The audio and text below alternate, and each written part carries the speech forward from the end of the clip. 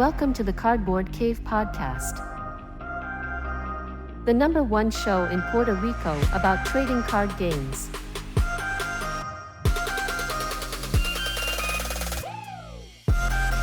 Thanks for Alter Sleeves for sponsoring our show. Use our affiliate link or code CardboardCave for 5% off your order and spice up your commander.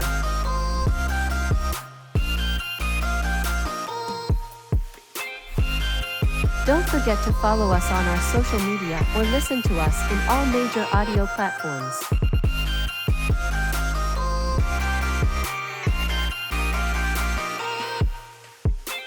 Thanks for being part of our community, and please like, share, and comment below. Plus enjoy the live show.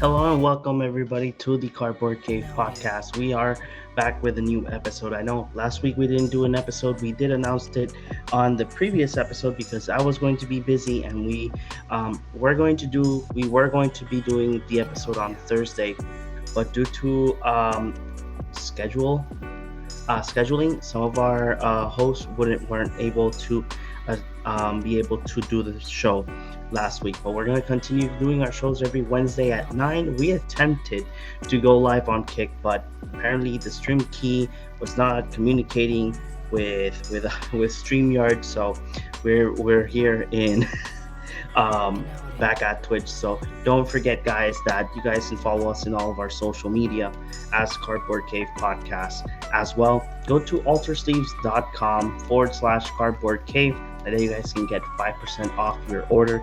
And not only 5% off your order, you will be supporting us as well with every purchase that you do. And Ultra Sleeves is an amazing company that does amazing sleeves to spice up your decks, let it be Commander, Modern, Standard, or any format that you're playing. So let's go ahead and no further ado, let's go ahead and invite our host for today. We have another new special guest like we had last week. So we're going to be presenting your favorite of them all, the master of the dark arts, the one and only JP. Hey, what's up? Hey, what's up, JP? How are you doing? I'm doing pretty good. Been bringing a few stuff. That's awesome. Are you excited that we're going to be talking about a little bit about the the previews that we had for Doctor Who? Yes, I really like I was gonna say I'm a very big fan, but I just really like Doctor Who. And I got stuck in the 12th Doctor. I haven't seen any of the 13th Doctor, but most people tell me that I'm not missing much. So yeah, for 13 you're not missing that. You're not missing anything, really. You're not. I'm gonna be honest with you. I got to see it completely, and if you want, just look for a recap for the 2 seasons that 13 has been, and you're fine. Oh shit, I forgot to put in my dog inside the house. Okay, so I'm gonna present Gomez for a second, and I'll be out for a little while. So here we go. We're gonna be presenting our special guest of today, Gomez. I'll be right back. Ooh, what's up, man? What's up? I'm also pretty excited about the Doctor Who spoilers, but I've never watched Doctor Who. I started watching it like 2 days ago because I've been. Give me a second, my camera's moving. Anyway, can't focus on your beautiful face. Yep. So I've been won't focus. Beautiful. Let's see if I can. You've been trying to binge watch. There you go. go. No, I haven't been trying to binge watch. I've just been watching a couple episodes here and there whenever I can find the time, because I started working yesterday. So. Yeah. How has that been?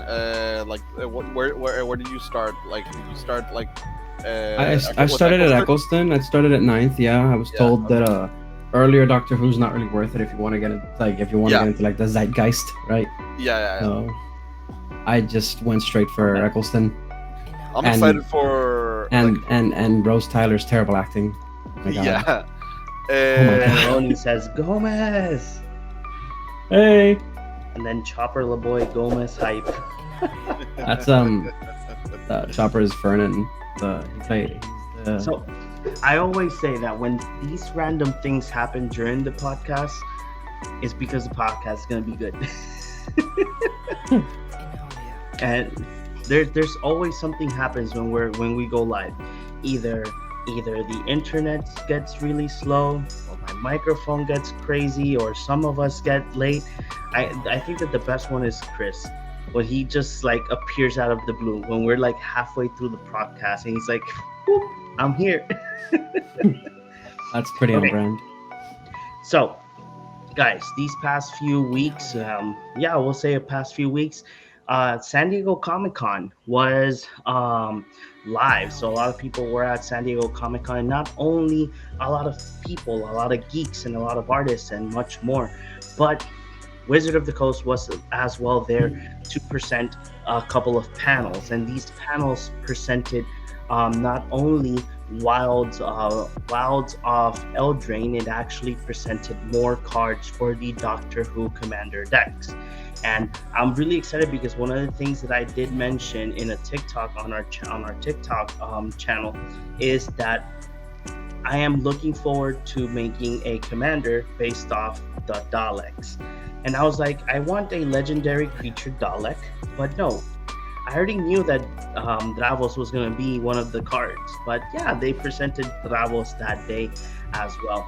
So let's go ahead and show the cards that were presented that day. Give me 1 second. Okay, like always, JP, I can't see the chat, so whenever somebody speaks, tell me. Okay, so Sure thing. let me see, because Mythic Spoilers probably does not have them all. You you're passing a few of them. Yeah, but it is Wilds of Eldraine. I was looking for the Doctor Who ones. Oh yeah, Doctor Who. I think I have it. I know that MTG Goldfish has them, but I don't have the link. Magic Spoiler has them too. Yeah, Magic Spoiler has them. The only thing that Magic Spoiler doesn't have all of them because it only has the new cards because like the Farewell with the really heartbreaking moment isn't there. Okay, let me stop sharing this. Share the new one. There we go. Okay, so Doctor Who. Here we go. So they presented to us that day. They presented to us a couple of cards. Time Lord Regeneration, the TARDIS, Exterminate. I think that there were a couple of cards presented on the first day of San Diego Comic-Con. Not all of them. On the second panel is when they presented it more, like Jasmine Khan, the Veil Yard, the Parting of the Ways, the Foretold Soldiers, the Flux, the Face of Bo. If you guys are a very big Doctor Who fans, the Face of Bo is a very important character in the series. No spoilers. Gomez Yeah. hasn't. Yeah, I only Gomez- just met that character in the Gomez- second episode of Eccleston. It's Gomez fine. doesn't know. But he doesn't know who it is. I'm watching it's the the face. series. It's the Face of Bo. Face of Bo, yeah, but the Face of Bo. he does not know who the Face of Bo is. It's the Face of Bo. The Face of Bo is the Face of Bo. Just leave it at that. So we got one of the Doctor's companions, Sarah Jane Smith, Rose Tyler, as well, River Song, Missy, Farewell. Fornox. We have one of the reprints that was announced as well. That was Farewell. I really do love that Farewell because that is one of the most heartbreaking farewells in Doctor Who. Death in Heaven, City of Death, and then we have a couple of the Doctors. The 13th Doctor, the 10th that was already spoiled before, the 4th, and Davros, Dalek Creator. So guys, tell me, which of these cards caught your mind? And what do you think of some of the mechanics that have been announced throughout the San Diego Comic-Con panels, because they still have not yet explained. I think Villainous Act is the only one that they haven't yet showed the Mechanic? the mechanic exactly. I think there it is. It's on go up. It's on Missy. Is on Missy. Yeah, it's on Missy. You Villainous Choice. It's basically you target a player and they have to make a choice. It's either something bad for them or something good for you. I feel like villainous choice will vary depending on what is causing the villainous choice, similar to how the will of the council works. Yeah. Definitely so though. Like Missy's particular villainous choice is each artifact creature you control deals 1 damage to that opponent, or you draw a card and chaos ensues. Which is another thing. There's another cool one. I don't know who had it. It was like either you choose an opponent and they either discard a card or you draw a card. I don't know who has it. And there's also I think it's I think it's right here. That one. That guy. Davros. Then each at the beginning of your end step, create a 3/3 black Dalek artifact creature token with menace. If an opponent lost 3 or more life this turn, then each opponent who lost 3 or more life this turn faces a villainous choice. You draw a card, or that player discards a card. I can get really crazy, Rex's. Yes. Like, just bolt somebody and. That card is oh my god! I'm so excited for him. I think it's also what's that other card? Flame. I use it in Abaddon. It's Flame something. It does 3 to everybody, or 2 to everybody. I'm not entirely sure. I think I know which card you're saying, but I don't remember right now off the bat. One of the other cards that I'm really out of the I really like, because the little group that we have on WhatsApp was saying that our Whovians were like, it's really weird why the TARDIS is not a legendary artifact, because it can't be a legendary artifact. If they would have went to that route, you would have 13 different TARDISes instead of only 1. Due to the fact that throughout the series, if you are a Doctor Who fan, each Doctor has a different personality and a different wardrobe. So the TARDIS changes inside depending on the personality of the Doctor. Especially that the first Doctor, the TARDIS was not a police box at first. It was like a cylinder.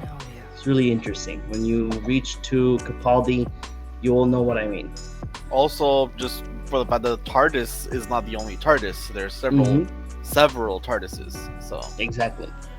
The card I'm most excited for is one of my favorite characters. It's River Song, and I'm sure Gomez might be interested in this card.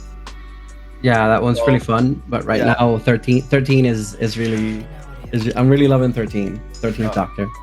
So River Song reads, it's 1 blue and a red for a 2/2 legendary creature, human Time Lord rogue. She has meat in reverse. You draw cards from the bottom of your library rather than from the top. And spoilers, whenever an opponent scries, surveils, or searches their library, put a +1 counter on River Song. Then River Song deals damage to that player equal to its power. So she's a stacks, kind of like a Staxy piece in blue-red, which is not that common. In addition to having a very unique mechanic of drawing from the bottom of the deck, people have already discovered that Time Stream Navigator, a 2-mana pirate that you can pay 4 mana to tap it, put it on the bottom of the library, and take an extra turn, but only activate it if you have the City's Blessing. The City's Blessing. That's it. That's an infinite combo with River Song already. But there are cards that put things from your graveyard to the bottom of your library, and getting a easy recursion in colors like blue-red is not that common. So it is very, very interesting where this could go. and I really like just cool, interesting mechanics that's not like game breaking. Because like another card in the MTG that just reminds me of this is Grenzo, the prison warden, the red black Grenzo. He puts like you put the bottom card of your library into the graveyard, and if it's a creature with power less than Grenzo, less or equal to Grenzo, you put it into play. So it also like works with interesting mechanics that way. And I think one of the Balrogs in the Lord of the Rings set dies and goes to the bottom, right? Yeah. It's a 4-mana Balrog. I don't remember which one it is, but I remember it was really aggressively statted because if it dies, it just goes to the bottom. Yeah. So for me, at least for me, for now, because I know we're still missing more, but for now, one of the things that I'm like mostly excited is the 10th Doctor. He is 3 and is a legendary creature, Time Lord Doctor. He has one of the first abilities or static abilities is Alonzi. Whenever you attack, exile a card from the top of your library until you exile a non-land card. Put 3 time counters on it. If it doesn't have suspend, it gains suspend. Then it has Timey Wimey. That's you pay 7 and time travel 3 times, activate only as a sorcery. So for each suspend card you own and each permanent you control with a time counter on it, you may add or remove a time counter, then do it 2 more times, and it's a 3/5. I really do like it. The reason why I like it is because it's something that I have not played that much, is suspend, but being able, I imagine that this commander will have like a lot of cards that will manipulate the suspend counters, and there are other cards that I think that like Fornox has Vanishing 4, so you can manipulate that and keep giving it more vanishing counters, and then you can have a 3-drop that at the beginning of your pre-combat main phase you can draw a card. So it seems like a fun card, to play in a commander game. Yeah, there's already a nice combo with the 10th Doctor. There is. Yeah, well, your opponent, one of your opponents needs at least 8 cards in hand. Okay. 7 cards is fine, but 8 cards would be ideal or more. 8 or more, like 7. 8 is the 7 sweet or spot. more would be 8 would be sweet spot, but 7 is fine, and more would be welcome. So it's a card called Arousing Refrain. Yeah. It's 3 red for a sorcery, and you add a red for each card in target opponent's hand. You don't lose the mana as the phase is end, but the key thing is that when it resolves, you exile it with 3 time counters. So if your opponent has more than 7 cards, you add more than 7 mana, using 7 of those to time travel, and then you can get Rousing Refrain again, and then you can time travel to Rousing Refrain again. And you get as long as your opponent has more than 7 cards, it's infinite mana. And if your opponent has exactly 7 cards, then you're just casting a sorcery. Yeah, infinite times. You get infinite Magecraft. You get infinite. What's this guy's name? The Goblin that does 2 when you cast an instant or sorcery. Gutter Snipe. Infinite Gutter Snipe, stuff like that. Yep. That's dope. I like it. And that's just on him. We don't know what else time travels. Yeah, Yes. exactly. So That's what I'm saying. One of the things that I do like about the set is that if you are a Whovian or you're somebody that wants to give it a try, it's a good. This is what happened with Warhammer and with what happened with Lord of the Rings. So these sets that bring these IPs that everybody knows, or probably they've never tried it, to watch it or to read it, they can get that interest on like, hey, you know what? I do want to give Doctor Who a try or Lord of the Rings. It's amazing. So Gomez, tell me why the 13th Doctor? Why? Mostly because everybody who knows my playstyle, I love playing stuff from anywhere other than my hand, and the 13th Doctor kind of does that. She's 1 in Simic for a 2/2 Time Lord Doctor with the ability Paradox. Whenever you cast a spell from anywhere other than your hand, put a 1/1 counter on target creature. And then the second static ability is Team TARDIS. At the beginning of your end step, untap each creature you control with a counter on it. There's a companion. She's a red companion, and she just taps and impulses. So just right off the rip, Yasmin Khan, yeah. Off the rip, you can tap her, exile something from the top of the deck, and then if you play it, you can put a counter on her and untap her at end step, and then just keep tapping her again and getting more draw. And then you can just put because of it being Teamer, you have a bunch of Cascade stuff in there. You have Ramp, you have Dorks, you have a lot of cool stuff to untap. You can also do the infinite mana combo with Vigian Graph Mage and that one Incubation Druid. Yeah, the Incubation Druid.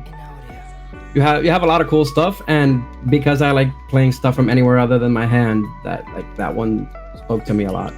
The 10th is also really fun because Suspend is a mechanic that in my early days of playing Magic I loved, because it was a way to get something like Profane Tutor. It's like, oh, you got a demonic tutor, you just have to wait, but it's a demonic tutor. Same with Inevitable Betrayal, which is bribery and all of that. So I really like the mechanic. Yeah. The at least for me, the other card that I would say that I'm super excited is Davros, the Dalek creator. I really do hope that there is a Dalek that is a legendary creature to, have that. Well, depending if it's good, right? Have that as the commander. But I'm fine with playing with Davros. It seems really fun. Plus, I want to use this Exterminate card. It's like, you can go bonkers if you keep replicating. That's why I'm super excited about it. I also like Fourth, because Fourth is again plays from anywhere other than my hand, and I really like Falco Spara or Falco Spara. But Fourth being a Time Lord, you can use one of the companions to add add a good color, like a color that's not not necessarily banned like in Falco Spara's case, but you can build a bunch of different stuff. I don't think I've seen you with Sultai. Yeah, I've never played Sultai. That's correct. I've never played Sultai or Selesnya, but I just refuse to play Selesnya.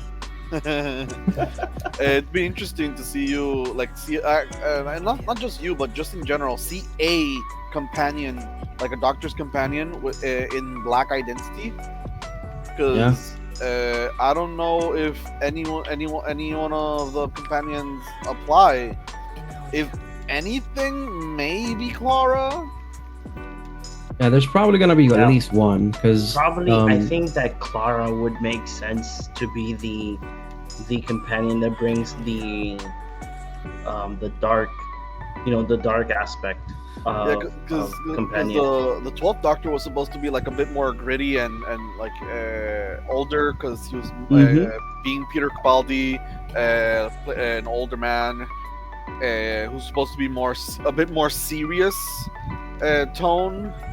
So yeah, because for instance, so the 10th Doctor's companion is Rose. So Rose is white.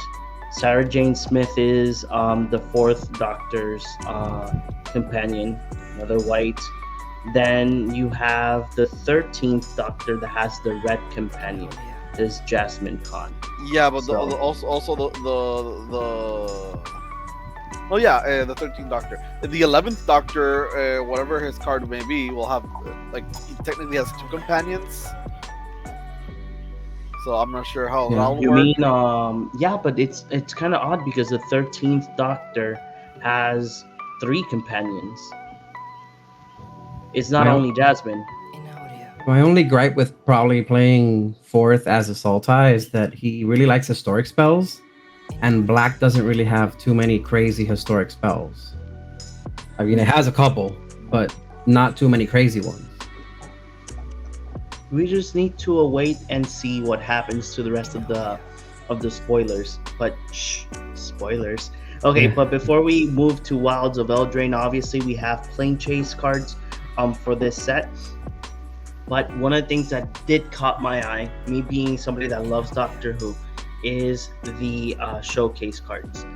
The showcase cards look phenomenal, and my favorite is the TARDIS out of them all, because due to the fact that the frame is the TARDIS, just having a simple art with the TARDIS with an open door, it's amazing. We got them as well in extended art as well, and serialized. So this is where it's going to be interesting, because just for all of you to know, the Doctor Who set was only going to bring a collector booster box. It's not going to bring a draft booster box nor a set booster box. It's only the commanders and the collector booster boxes. So in this case, if this product gets to sell really well, then the booster boxes, I imagine that the cards will, be a little bit much more easy to grab. But at least for myself, if I can get one of each of the showcases, I'm a happy cookie. They don't have to be foil. I can't wait to see what they're gonna do. I can't wait to see what they're gonna do with the gimmick foil. Because a lot of these sets have. Yeah, because a lot of these sets have a gimmick foil, like Surge foil. Yeah, Surge foil, Halo foil, silver screen foil, Galaxy foil. I think that they did mention one of the foilings in San Diego Comic-Con, but I don't remember on the top of my head. The other thing that I want to mention, all of the basic lands have a TARDIS in their artwork. For the life of me, I couldn't find it in the swamp. Oh, there it is. There it is. Right there. So guys, besides Doctor Who, they did showed a couple of cards for Wild of Eldraine. So we're going to go back to Eldraine in future upcoming sets. Is going to be releasing on September 8th. And this Friday as well, Commander Masters is going to be out. So if you guys did pre-order cards on TCG Player, I'm very sorry to give you bad news, but you should know that Friday and Saturday is when the prices are going to tank. So some of them have already tanked. Like Deadly Rollick was $15. I did see. It's crazy. The full art, like borderless Deadly Rollick is $15. Yeah, that's exile a card in black. So here we go. Let's go ahead and present the lands first. So we're gonna get back to the full art lands. The full art basic lands. So pretty. They're so pretty. They are. I want one of each because I'm running Tainted Pact in almost everything, so I don't think I need more than one. But yeah, those are going to be the basic lands, and as well we're gonna get this is the one that had the weird foiling, the confetti ones. This is the one. So confetti foil. Wow. Confetti foil. It looks like the foiling on some Digimon cards. And some Dragon Ball Super cards. So in this case, for Wilds of Eldraine, we're gonna get a couple of reprint cards once again, and as well we're gonna get different treatments. We're gonna have the Enchanting Tales borderless cards that as well they did present them as Japanese theme cards, because if you guys have you seen, they're all anime style art. We're gonna get a reprint of Doubling Season once again. Greater Aramacy, Necropotence. We're gonna get another reprint of Mystic Study, another reprint for Smothering Tithe, and another reprint for Aggravated Assault. That Necropotence makes my 30th anniversary one looks like garbage. Dude, I like the 30th one. Oh, I love the 30th one, but I can't resist the weed. The Mystic Study for me is like the winner here. Also, in Demir, in my Yuriko deck, it's nice. Oh my god, everything here is beautiful. As well, we're gonna get the Enchanting Tales. So if you guys remember, back in Eldraine, there were the showcase cards where I remember that what were they called? But they had the artwork was different because it was just adventure cards that had adventure cards. No, but it's true. The adventure cards had that, and then for the Multiverse Legends, anyone that was from Eldraine got the storybook treatment. Yeah. All of these are supposed to be all enchantments, just in case, Yeah. because it's enchanting. Yeah, and they've been doing this a lot with all the other sets too, where you have like Brothers War had artifacts. Legends of the Multiverse was all legendary creatures. Strixhaven. Was all instants and sorceries. This is supposed to be like a mystical archive type deal. Yeah. So when you get a set booster, you get one. I had a lot of people. I had a lot of friends that thought this was gonna be like masterpieces. No. As well, we have the borderless treatment of some of the cards that were announced, like Restless Forest is already the rare lands that are going to be available in the set. They come in tap. They provide, in this case, this one provides plains and swamp, and it turns to a creature, but it's still a land. And then it says here that whenever Restless Fortress attack, defending player loses 2 life and you gain 2 life. As well, we have Talion, the Kindly Lord, and Ashiok as well. And we have we'll get to that. And then we have a Cradle Hoof in white. Because Selesnya needed another creature payoff. Yes. So let's go ahead and leave you guys to it. So guys, talk about the cards that caught your eye.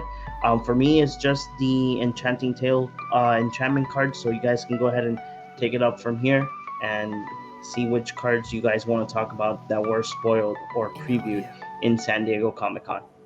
Since I mostly play more high power in comparison to Gomez playing like nice EDH and CEDH, I'm gonna leave him to like if he wants to talk about Talion, but I'm gonna talk about Moonshaker Cavalry. It's exactly like Craterhoof in terms of mana cost. It's 5 white, and Craterhoof is 5 green, so it's 8 mana. Craterhoof's stats are 5/5. This is a 6/6 flyer, so it's technically better in that case. But there's a big difference because this gives flying until end of turn, which could clear a lot more blockers. But Moonshaker Cavalry itself doesn't have haste.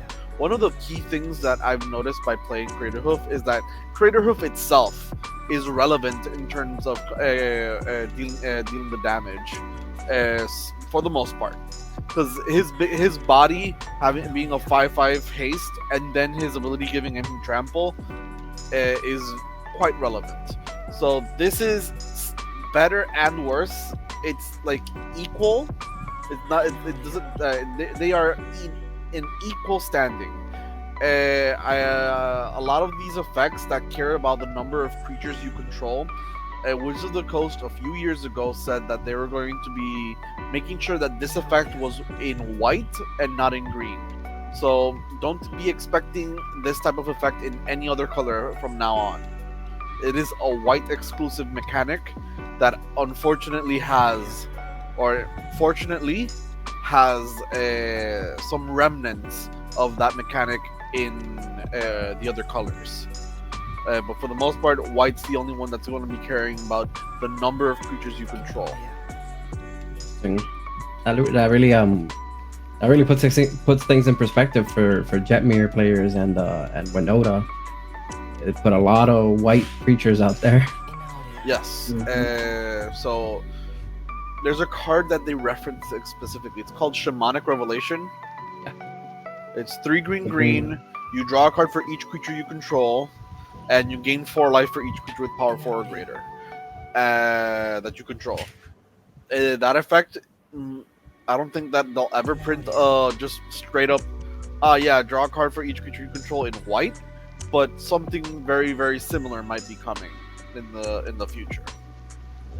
And this is like Moonshaker Cavalry is like a little example of that design space. Do you think that's also going to extend to things that punish creature amount, like something like a Rakdos Charm, for example? I think it's 3rd mode of Rakdos Charm, where you get hit for every creature you have. I think Damage dealers might not be affected because red does care about a lot of creatures as well, and dealing damage equal to the number of creatures you control, and they have a few cards Yeah, like that do that, like all the goblin Ogre, stuff. the goblin stuff. That might not be affected, but I don't think it's gonna be the norm.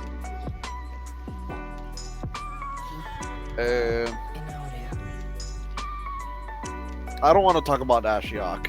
Like we can read them, but I don't like the card. I don't like I it don't like either. it either. I don't know. It seems like If you every single other Ashiok is so much better. let me just read it. It's 3 black for a 5 loyalty planeswalker. It's a legendary planeswalker Ashiok. If you would pay life while your library has at least that many cards in it, exile that many cards from the top of your library instead. So that's technically a downside, especially in black. Yeah. +1. Look at the top 2 cards of your library, exile one of them, and put the other one into your hand. A -2. Create 2 1/1 black nightmare creature tokens with, at the beginning of combat on your turn, if a card was put into exile this turn, put a +1 counter on this creature. And -7. Target player exiles the top X cards of their library, where X is the total mana value of cards you own in exile. So, by Planeswalker standards, this is a decent Planeswalker because it enters, it can protect itself immediately, and it provides card advantage, and its ultimate might end the game. Might. Mhm. But for the most part, the problem is that you're in black, and maybe not in standard currently, but in other formats, paying life is relevant in black. We were just talking about necropotence, Yeah.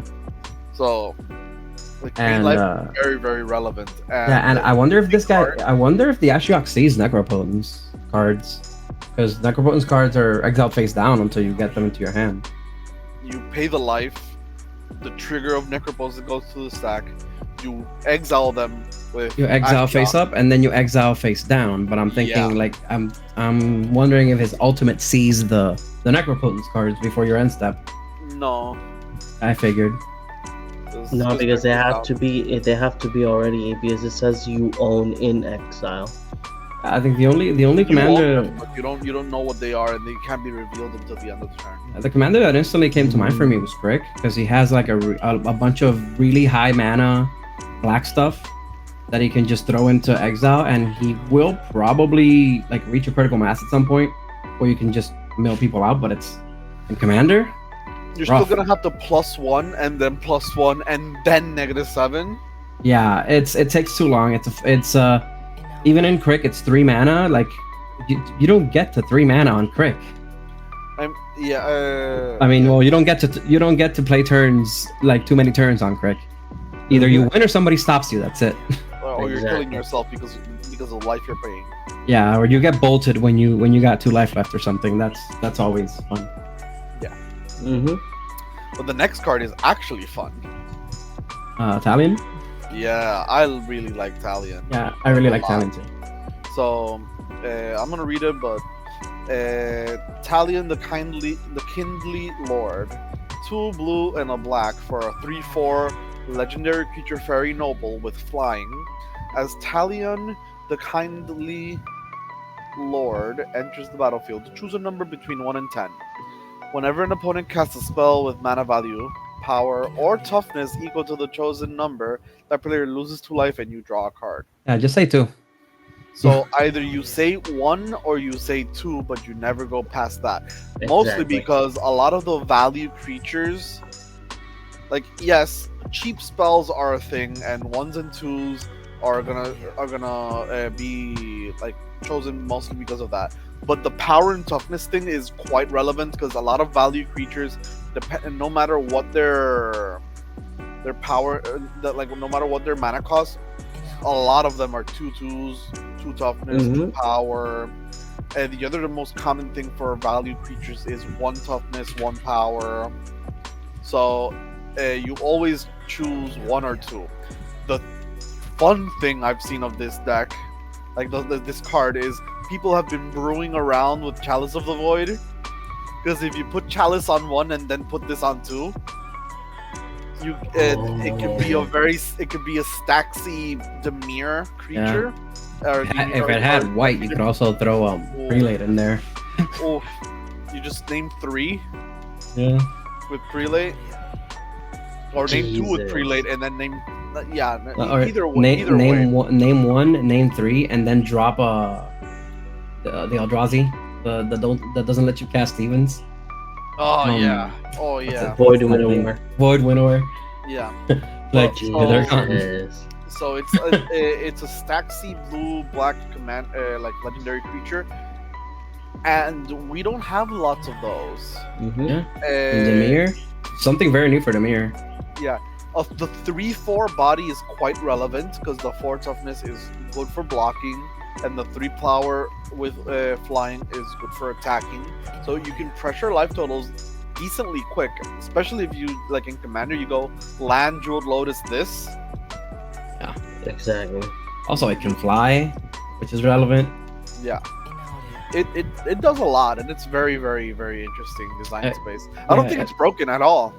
Yeah, be it's honest. just fun. Yeah, it It's it just- also escapes a lot of the things people are teching. Like and I personally love this card. I'm super high on this card. The Lord of the Rings card, Stern Scolding, where it'll counter anything with 2 toughness or 2 power.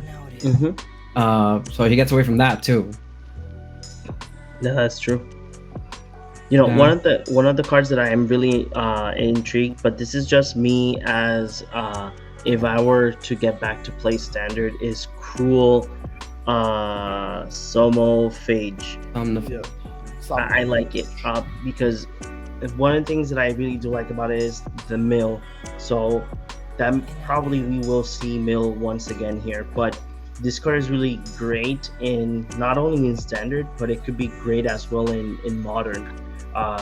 In Modern, you can add this card, it says, because it sees all creatures in graveyards. So if you start milling your opponent with blue-black mill for Modern, and you play this 2-drop, you're gonna have a big nice creature at least for a couple of turns. So it's really interesting card. It has adventure that lets you it mills 4 cards to your opponent at the bat for 2. So it's a good card that, you know, it has a way to give the card power, and as well a way to just play the creature and have a little bit, maybe a big guy in the game, or maybe not, but you will have a decent blocker at least. He's also a pretty fun tempo creature for Umbris, because Umbris cares about nightmares hitting the board, which is another which leads me to like Restless Fortress, which becomes a nightmare, also relevant. No, and not only that, this is a good creature if you're if you're a commander that likes to have creatures in graveyards. You know, you can have this guy be it could be a one-shotter. You know, like, oh, total of creatures in graveyards. Oh, I don't know, 29. Oh, okay, good. So I'm gonna give him flying with this card, and I'm gonna make it unblockable and just attack you and just one-shot you because I can. You know what I mean? Something interesting about this card for Standard is that there's a similar card like it, but hasn't seen any play. I'm not sure if this will create a deck based on it, but it's like self-mill with caring about creatures. Urborg Lurgoyf is a 1 and a green.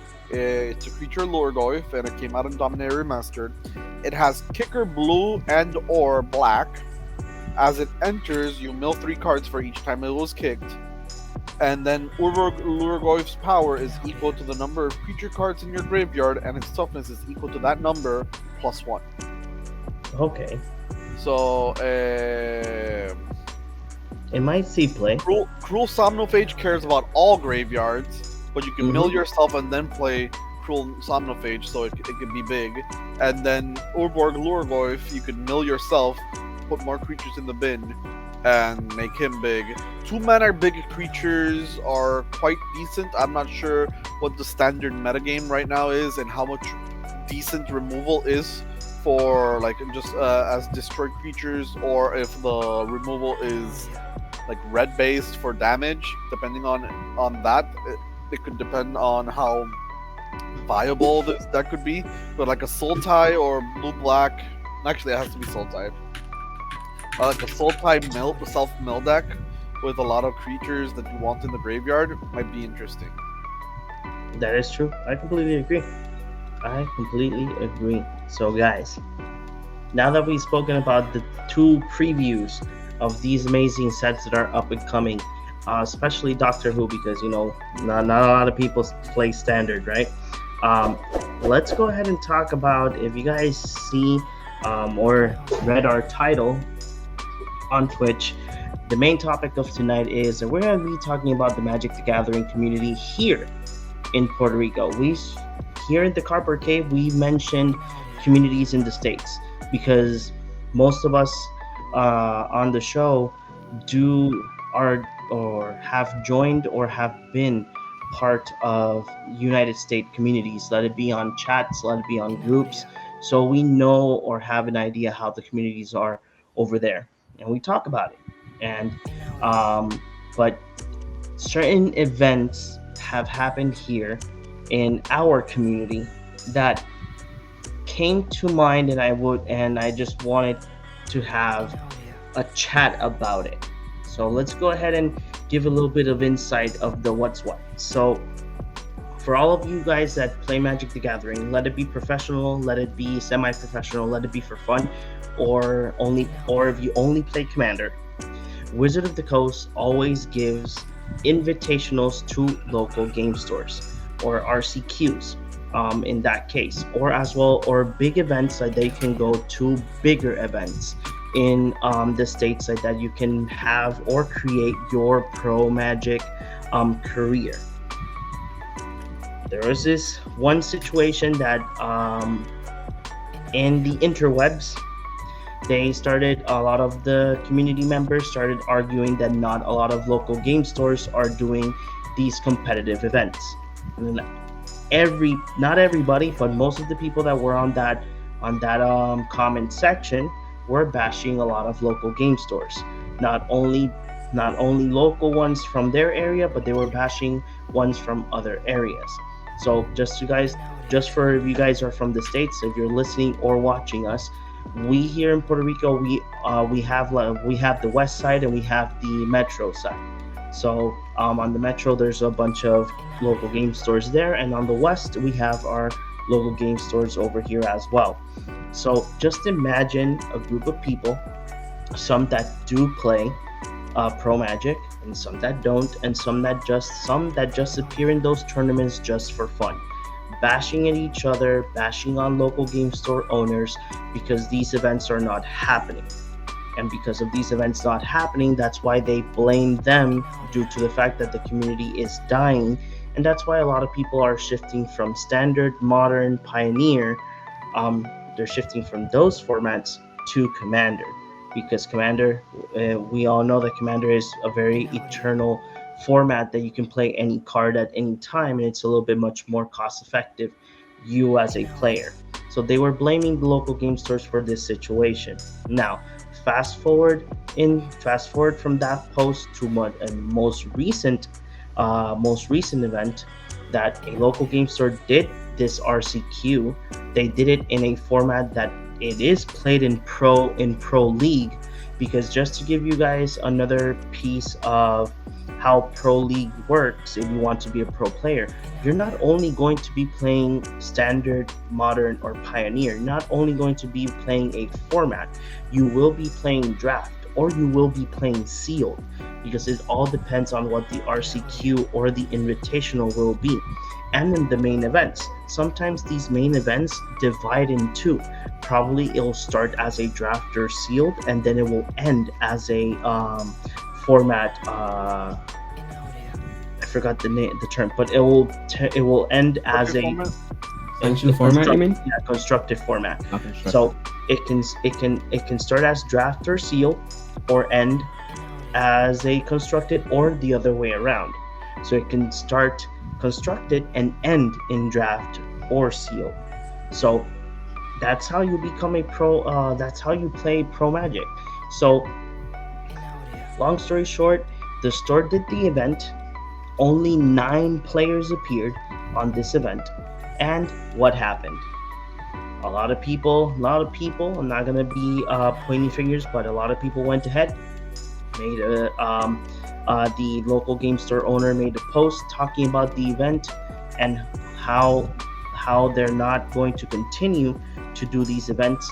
And then a lot of people sat down and started writing in the comment section, pointing fingers at everybody. So guys, I'm gonna start with Gomez because Gomez is our guest of today for tonight. So Gomez, give me your insight. You being somebody that at least at the time that I've known you, seen you play Commander, and I know that you've been in other pro. You have played other games professionally, and I'm not gonna talk about my pro days because I think I've mentioned it in this show too many times. But I want to get your insight and I want to get your opinion on how we can better the community and what you think about what happened in regards to the first post to the most recent one. Okay, so the first post, meaning the one with the players being angry at no RCQ. Mm-hmm. So I feel like it's a matter of the internet being the internet, right? People will complain that there are no RCQs, and then they gave them an RCQ in a format that anyone could play because it was a sealed format, and then they complained about that too. They started pointing fingers at different formats, right? I remember reading the comments saying things like, "Oh, the Commander has ruined Magic," which is a pretty common take among people who play constructed, and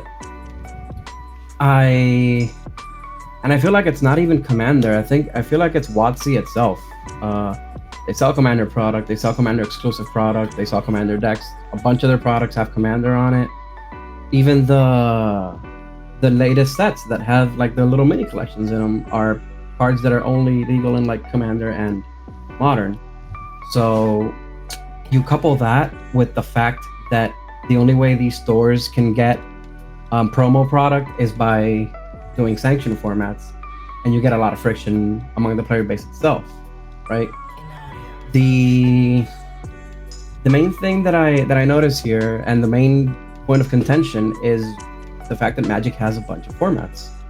Because with other card games that I've played, right, there's usually one format, maybe two, and it's a lot easier to organize tournaments for it because everybody's kind of on the same page, and it gets but with Magic the Gathering, it's a lot more murky because some people don't like sealed because they're like, oh, I paid all these money for these cards, why can't I use them? But then at the same time, you have people that love sealed because it brings it down to the base things that are in every card game, right? Or at least TCG, luck and skill, well, 3 things: luck, skill, and deck building, right? Because like our friend Hector, he plays a lot of 1v1 Commander, but he's really, really, really good at sealed. Yeah.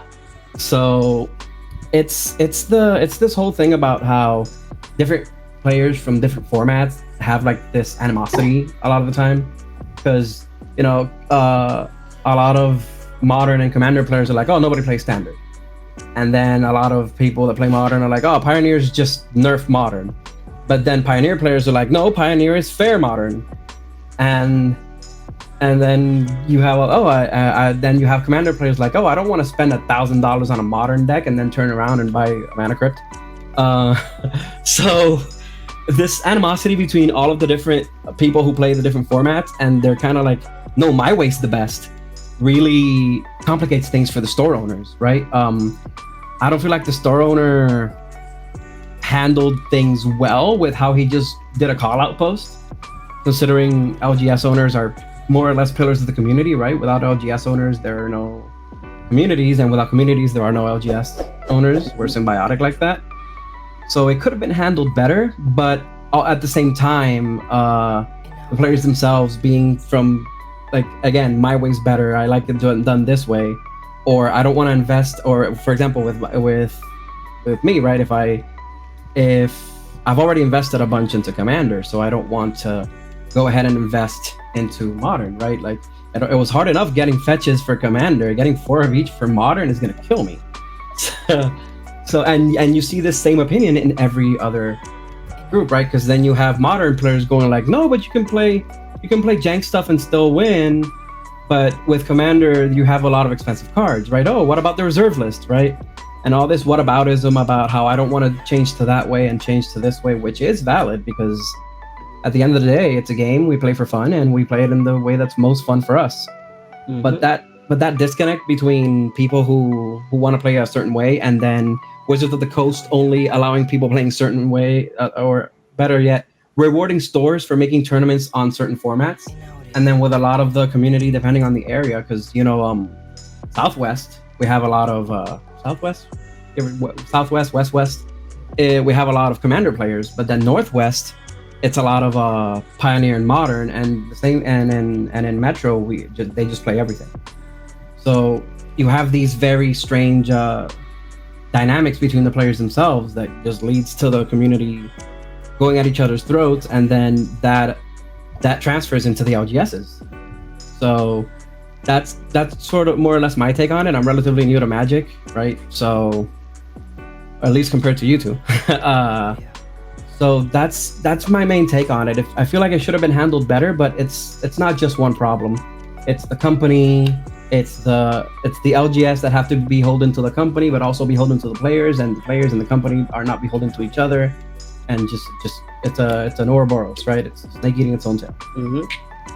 One of the things that before I go ahead and go to JP, so like that, you guys can, for all of our listeners and viewers, give you guys some price ranges. So I'm only going to touch up on the top 5 decks right now for the meta game of Modern and Pioneer. Right now, the most expensive deck costs $1,654, and that is the 4-5 Omnath deck. Then you have in second place, I would say in price, is 1,204. That is Rakdos mid-range. Mono green. Oh, my bad. Living End will be the third one in regards to price, is 881. Mono green Tron then made a triumph win in these past RCQs, with 584 being the how much the deck cost. And lastly, Burn. This is the white red Burn deck that it cost $482 to build. Now in Pioneer, the prices vary. Rakdos mid-range at 629. Going next is Nykthos Ramp at 453. Rakdos Sacrifice at 424. Then it goes Azorius Spirits at 243, and Mono White Humans at 209. So in the end of the day, when you see these prices, committing to a format is kind of hard. And as well, committing to, like, we're talking about Modern and Pioneer, but then if we go ahead and we talk about Standard, you're not only talking about metagame decks, we're talking about that in a certain amount of years, set will rotate. Probably your $300 to $500 deck or more, right, will go ahead and dissipate, because the power for your powerful cards will rotate, and then they'll become obsolete. So that means that you will have probably from 4 to 8 dead cards that will go tank in price because they have rotated and they're not relevant in any other format than Standard. So that can happen. So JP, give me your insight, your thoughts about the community, and as well the situation in hand.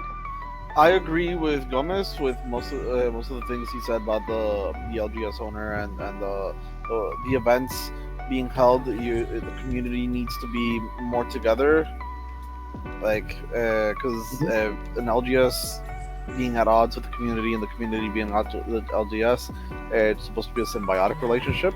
I do agree with that. There is something that I do feel like you guys mentioned, and about I really do want to reiterate. Standard is very fickle. It's a very fickle thing to balance, and it's a very fickle thing to get into. Standard has been cheap. Like at one point, Standard was very, very cheap, and it was probably the most Standard I've seen play in a long time.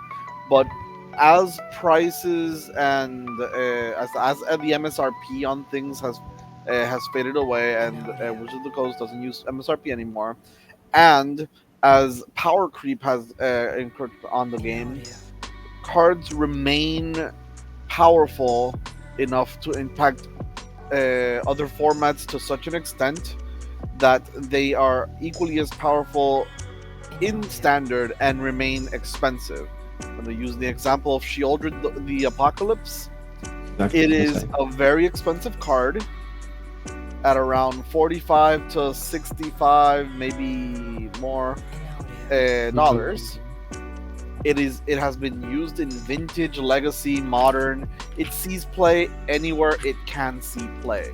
It is such a strong card that because of that, sorry for interrupting. Lowest value on a Sheoldred is market price $60 for the Phyrexian. Every other version is higher. Yeah, basically, strong cards like that entice players from other formats to invest in the game, and that is good, but also keeps the price high for something like Standard.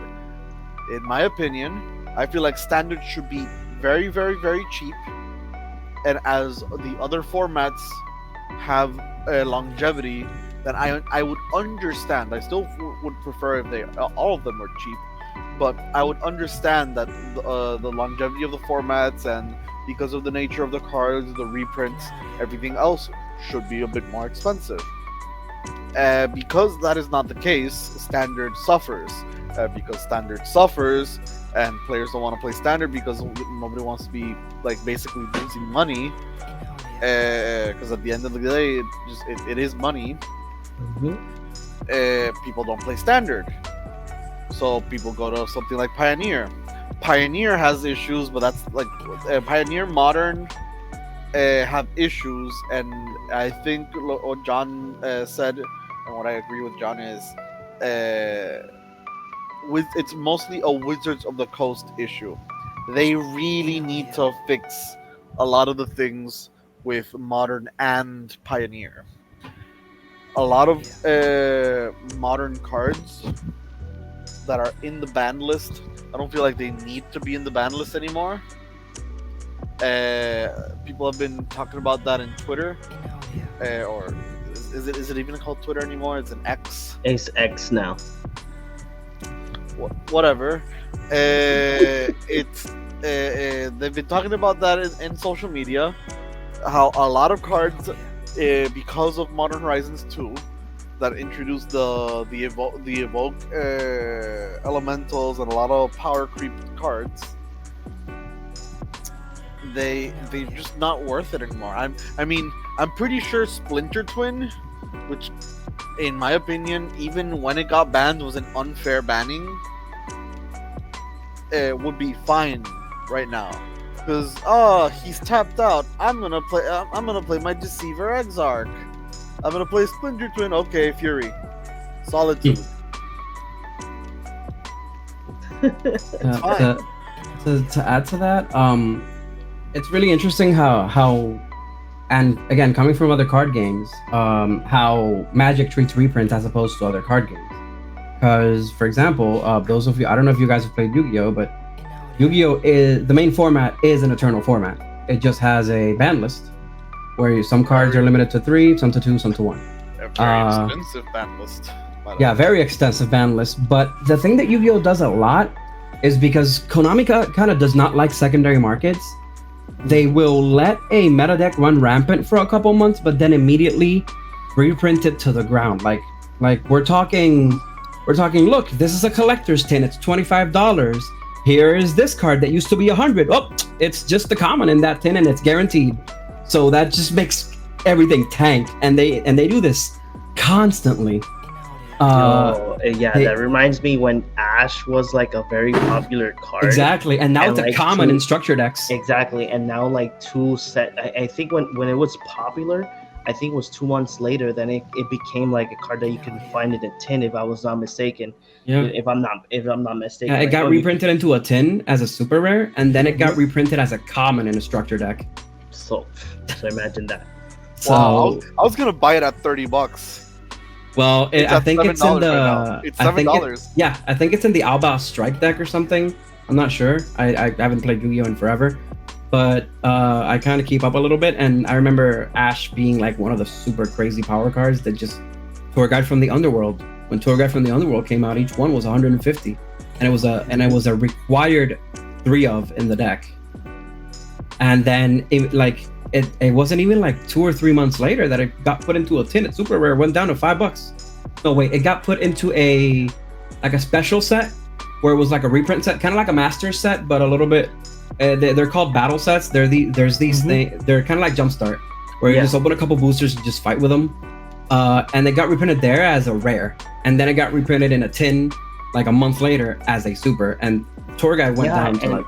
And you do reprints cards as well in Speed Duel that you can use in your normal format. If I'm not mistaken, you can use them in tournaments. As long as it's a card that has been printed in another format, you can play it in that format. Yeah, kind of like how Pokemon works with the older cards. The only thing that it's not legal is that you cannot use cards that does not have the Speed Duel logo in Speed Duel. That's the only thing that you can't do. But in the other way around, you can. So if you find a card that costs $30 in one side and then it costs like a quarter in Speed Duel, then go ahead. Yeah, it's really interesting how you have card games like that where they'll just reprint the crap things into the ground, but then you have WotC reserving reprints to sell boosters, right? Like look at right now Commander Masters, the Ur Dragon, the Jeweled Lotus, right? They reprint stuff like that, or they're gonna reprint stuff like that because. Yeah, but let's put the bigger example. I'm gonna look for all the versions. One of the cards, my bad. So one of the cards that has been reprinted a bajillion times recently is Doubling Season, and Doubling Season is still going for $50. I think that and here we have a pre-sale for Commander the Masters for $45, so it still has not yet like tanked fully. Because it only ever gets printed in either premium or things that are hard to get, because it's getting reprinted here, and then it's going to get reprinted again in Eldraine, but it's going to be a premium card because it's hard to get. It's like the Ragavan. Exactly. It's like the Ragavan, and although that did go down 50%, right? But it's that's the thing. They don't really reprint things. They kind of just reserve them for these special sets or to boost sales on standard sets, right? Because right now, the only reason, or obviously until more gets spoiled, but the only reason people are excited about Eldraine is those enchantments, right? Like every poor green player sees a glimmer of hope in that Doubling Season. Every person who plays white sees that Smothering Tithe, right? Every person who plays blue sees the Rhystic Study, and every person who plays black sees Necropotence, a card that has been $40 forever. So it's if they reprinted these in more, but that again, this brings us back to formats, right? They can't reprint it in a standard set because then it's going to be in standard again, and that's a problem. But then they can't make non-premium, but then they won't make non-premium reprint sets. How long have we been waiting for the other set of fetch lands to be reprinted? Crazy. And the other set of Shocklands too. No, wait, no, the Shocklands came out, all of them in Infinity. Yeah, all of the Shocklands have come in, came out. But the fetch lands, right now, you still, at least for myself, It's been since 2014, so. It's almost 10 years. And the thing is that, let's say, for instance, myself, I'm missing a Flooded Strand and a, what's the other card? It's Flooded and Polluted Delta. to have them both, I have to waste around maybe $200. That's me just saying, like, if I buy them at the highest price range, or if I buy them premium, if I buy a flooded strand, an expedition, or something like that. And we still haven't gotten reprints of those lands. And Wizard of the Coast did mention that they were going to reprint them in one of these sets, but how many sets have we been through already? And they still haven't given us a reprint, a hint. Oh, look, yeah, we're gonna reprint them here. And they're probably also not gonna be in a standard set because they don't want them to make their way into Pioneer. So it's definitely gonna be like a modern set. They can be in a standard set. They're banned in Pioneer. Okay. Yeah, that's right. So you can just put them in a standard set and have no worries. Yeah, or they're probably gonna also, because we haven't had a special mini set within the set for lands yet. We haven't had a legendary lands set, right? Because we have artifacts, creatures, and sorceries. We did? Zendikar. Yeah, Zendikar. That's true. Zendikar. Yeah, but didn't we get legendary lands in Kamigawa as well in the end? No. Yeah, but I mean, like in the same vein as we're getting the enchantments, the mystical archives, the legendary artifact, the got it. schematic artifacts. Because even if I'm not mistaken, right? Because this is older than I've been playing. Even with the expedition lands, they were only box toppers, weren't they? Yeah. So wasn't. They were available in the collector booster boxes. Yeah, exactly. It wasn't like just in any booster you bought. It was in only Collector premium boosters or box toppers. Mm-hmm. Because like right now, you open a Thrones of Eldraine draft booster, you might get a Necropotence or a Doubling Season. So we haven't had one of those for lands yet, where it's like they're in every booster, right? And I don't think we're getting one anytime soon because reprinting broken lands like that. Yeah, but the thing is that going back to your example, comparing Yu-Gi-Oh with Wizard of the Coast as a company, it would be great, to maintain these reprints and maintain that flow of price range around there. One of the things that I do like about having so many different artworks of the cards is that there's always one artwork that nobody likes. Yep. And that is the cheapest one. Like the showcases from Modern Horizons 2. Everybody hates the sketch. Exactly. I love the sketch. And then the thing is that when you go ahead and sit down and you're like, okay, I want to buy this card. It has a foil etch, it has a borderless, it has an extended, it has a showcase, and the regular one. And this regular one has been reprinted at least 2 times. Okay, which one am I gonna get? Obviously, you're gonna look for the one that's going for the cheapest price. Yeah, definitely. But still, in this case, going back to the topic about the communities, what happened between the store owners and the community could have been managed differently. It could have been managed better, because it's only a case of communication. And the thing is that per se, that I have been in different chats of Magic the Gathering, and not only Magic the Gathering, I've been in chats in Yu-Gi-Oh, because I used to sell cards in TCG Player, so I used to sell a little bit of everything for everybody, right? Communication is always key, and either way there's communication. Some store owners don't listen. That is correct, actually, because now that I think about it, I didn't even know that RCQ was going on until the owner complained about people not showing up.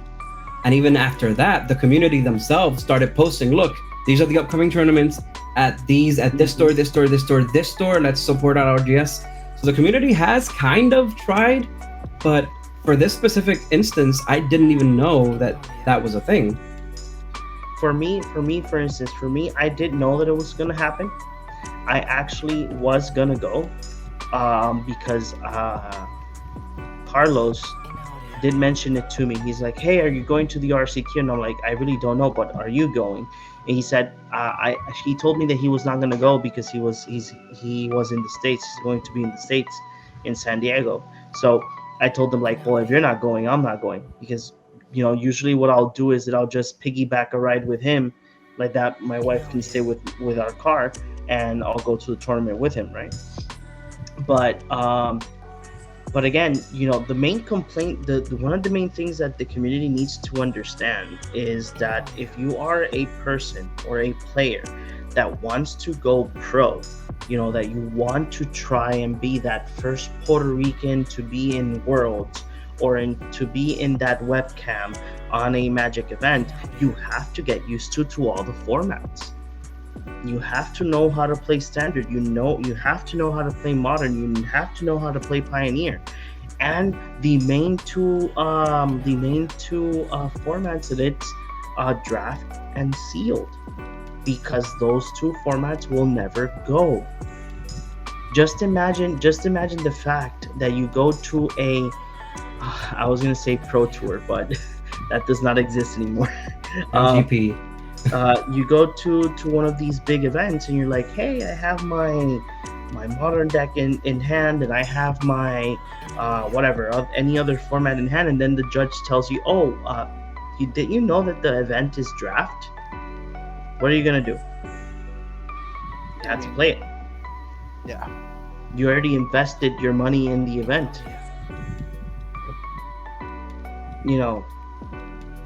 What if that event is the one that takes you to Worlds, or takes you to a bigger tournament that you can become you can make a name for yourself in the Wizard of the Coast community as a pro player? That's the only thing that's the only thing. I'm gonna put a big example in here.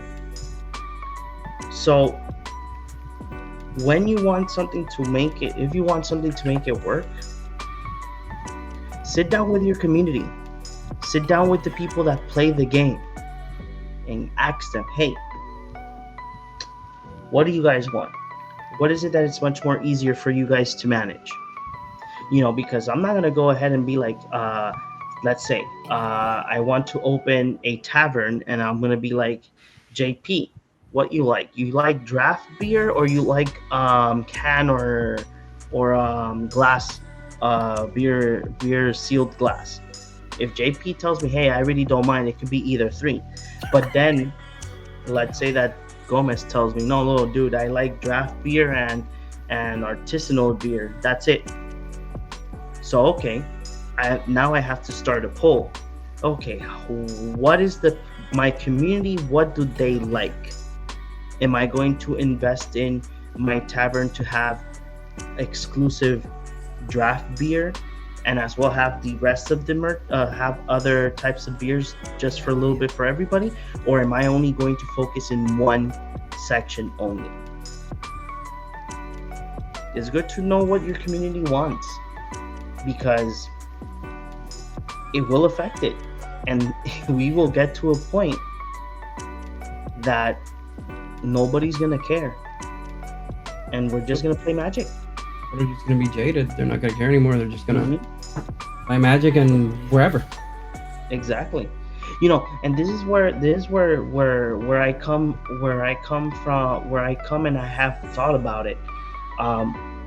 Lorcana is on its way. Lorcana is the Disney card game. I still don't know how to play it, but one, it has attractive artwork. Two, it at least for what I've read and heard, it feels like Magic the Gathering, and as well it has a good play style. If this card game is gonna be like Flesh and Blood,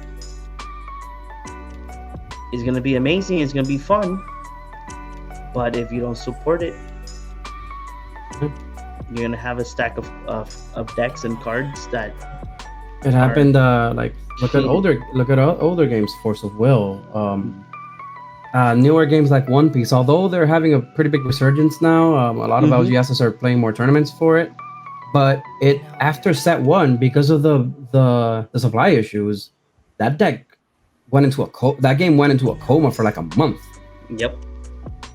And people had spent bank on it because some of those alternates are really expensive. So, but we come to it again, like it's that disconnect between the company, the LGS, and the players. Like the LGS wants to bring in product, but the company couldn't provide it, or the players won't come to some stores, or some players just because there's already so many card games. Some smaller stores can only run one card game a day, and then let's say they play on a Tuesday. Not everybody could go to the LGS on a Tuesday, and all of these things just add up. That's why I miss when Wizard of the Coast had like organized events like Friday Night Magic, the standard showdowns. And that was something that was really fun. Standard showdowns would, if I'm not mistaken, standard showdowns, depending on the local game store, is when the showdown would have been. You know, some stores were, at least here in the west, not in the west, it was a store did them on Friday, another one did them on Saturday, and another one did them on Sunday. So it's 3 events, one between the other. But I don't know, like I'm still gonna mention it. This could have been run a very, very differently.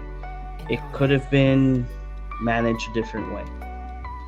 Do you guys have any idea like what you guys think that the community should do? Letting it be that we do have a full group community on Facebook.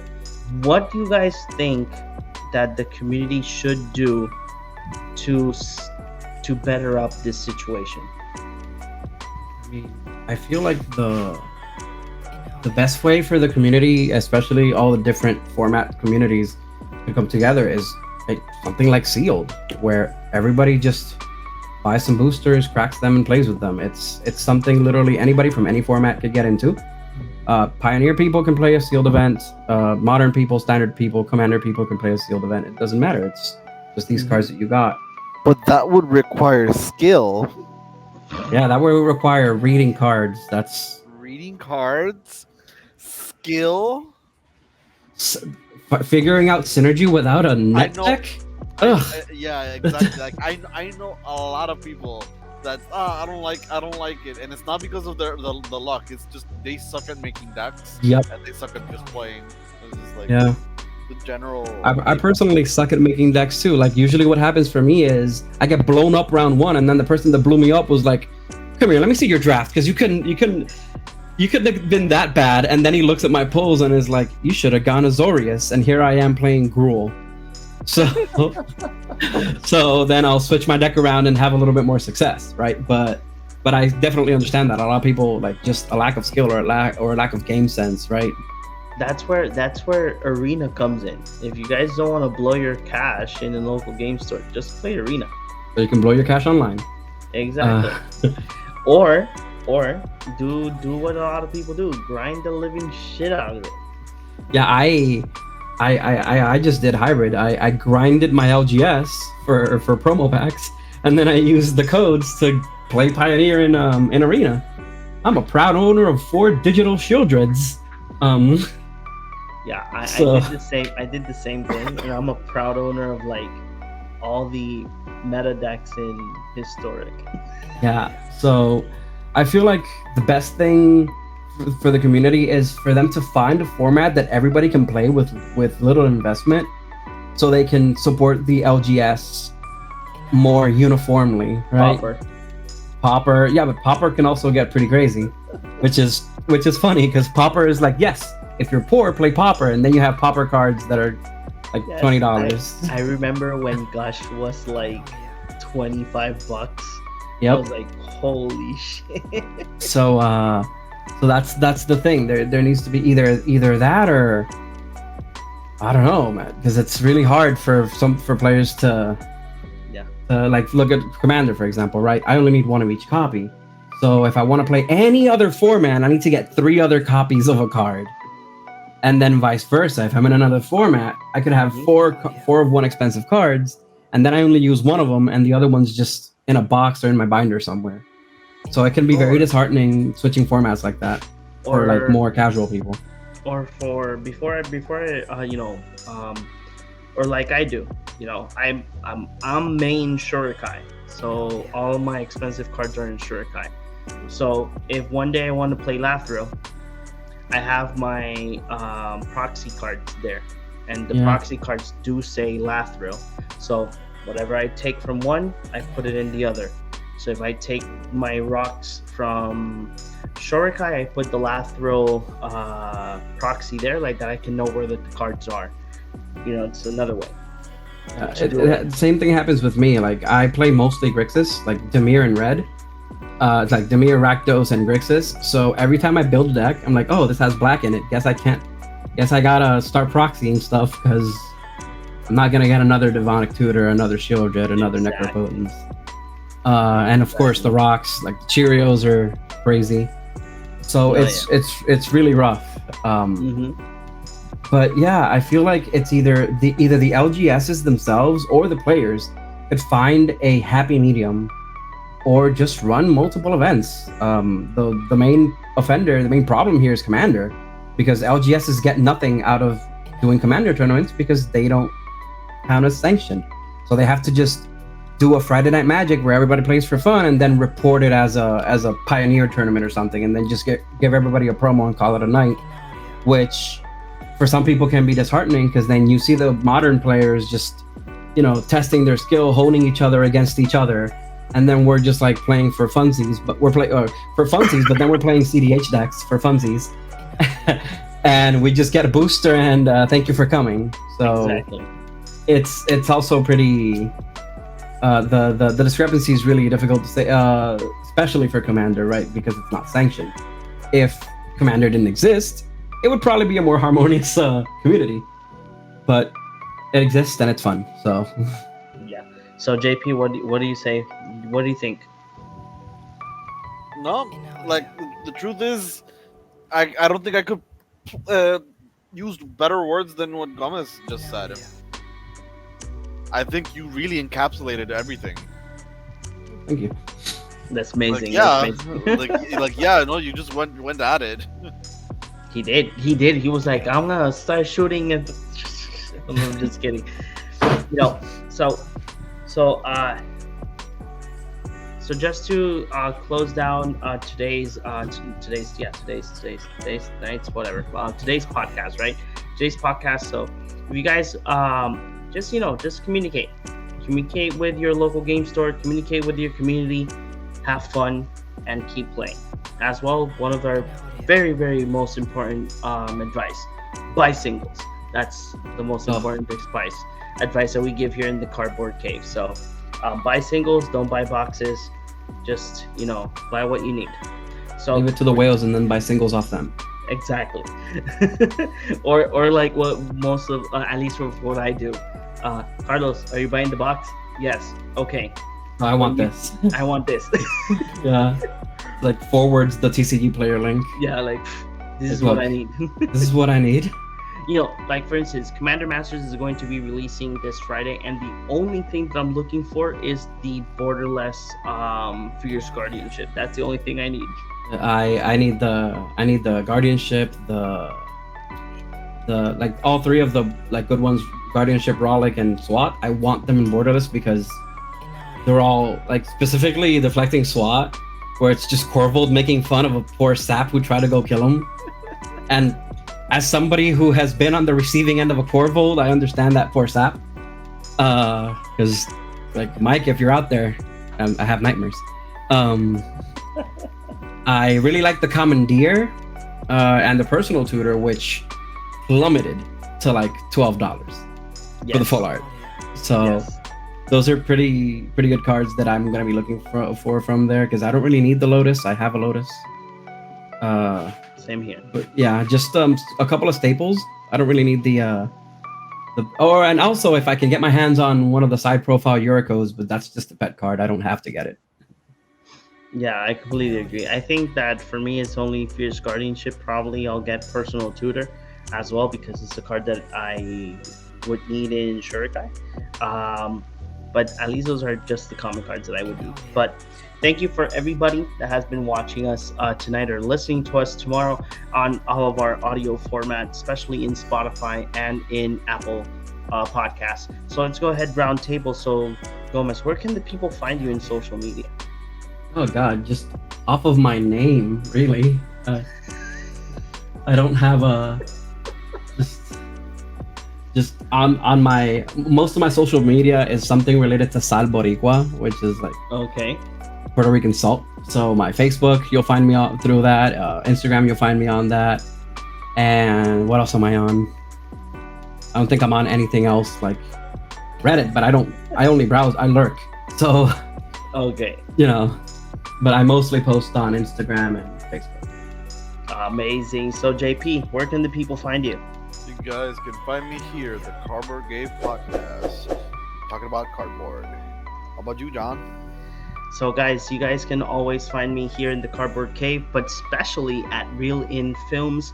My website or my social media, all of them is Reel In Films. I post movie news, reviews, and interviews. So if you guys want to see some interesting interviews, go ahead and pass by to the YouTube channel.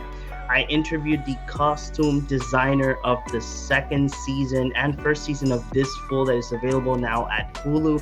And as well, Hulu sent me a media kit where there's a lot of product from the series as well if you guys want to see that unboxing. And we have a lot of reviews that are up and coming in these past new weeks. And we're going to have an interesting review / unboxing because we're going to do our first, probably Blu-ray or DVD unboxing of a film that Mel Gibson comes out. So expect that in social media, and there's more to come. Are you setting it on fire after? Or? No. And as well, one of the most recent interviews that I will be getting ready for is that on August 30th, I will be interviewing the director of a film called Aristoteles, and I don't remember the title fully, but it starts with Aristoteles. The producers is one of the producers is Lin-Manuel Miranda. So I will be interviewing the director of that film. So Aristotle and Dante discover secrets of yours? Yes, that one. So if you guys want to just get up to date, follow me on all my social media at reelinfilms.com. Now, go to altersleeves.com/cardboard cave to get 5% off your alter sleeves to spice up your decks and make them look pretty. Your purchase will help us grow as well.